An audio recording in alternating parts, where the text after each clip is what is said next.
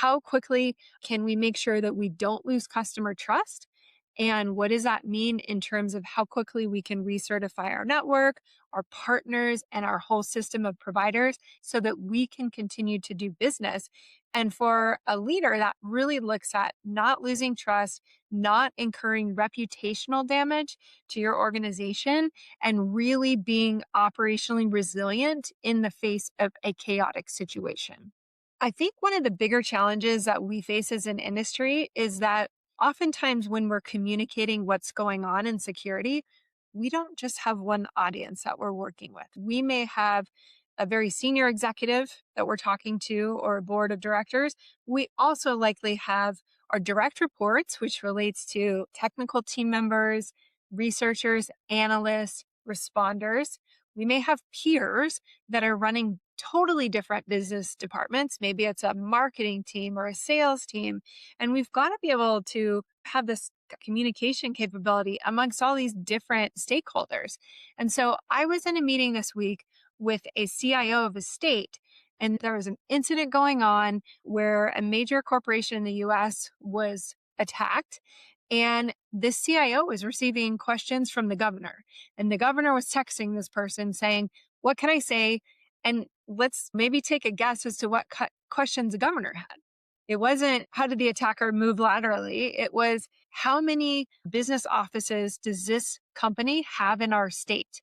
How many employees does this business employ within our state? How are our consumers in our state using this service, and how are they impacted by this disruption? And it was very specific operational language. But at the same time, the CIO was dealing with their internal SOC, was dealing with the state, all of the police departments throughout the state. They were dealing with school districts who all had questions related to, how do I identify if this attacker might be interested in attacking us as well? What technical indicators should I be looking for? What behavioral attack patterns? And you can see that level of context switching that we're all expected to do is pretty challenging. I say this because it's so important for us to always be thinking about, how do we effectively translate this technical action into executive language, into specific technical chunks that some part of an organization can operationalize to detect a threat. Now, if I know that we need to do that, and that's a critical kind of functionality of my job, then let's put processes in place to be able to do that effectively. Let's figure out how to create the mechanisms so that I can distill this at a very senior executive level. Because in this conversation I was having with the CIO, I was helping them do that and saying, here's how I might answer that if the governor was asking me this question.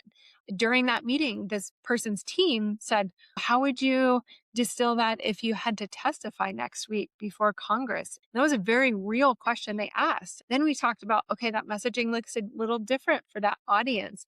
But then right now, what's also top priority is for all of our analysts to be able to hunt for this specific pieces of evidence so that they can protect their organizations.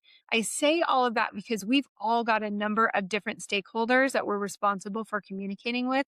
And the more we can realize and value that part of our job, not just being the best technical investigator or analyst, but also equally valuing our ability to communicate that to different people at different levels, I think we are all going to be more successful in making sure that we are defending our organizations.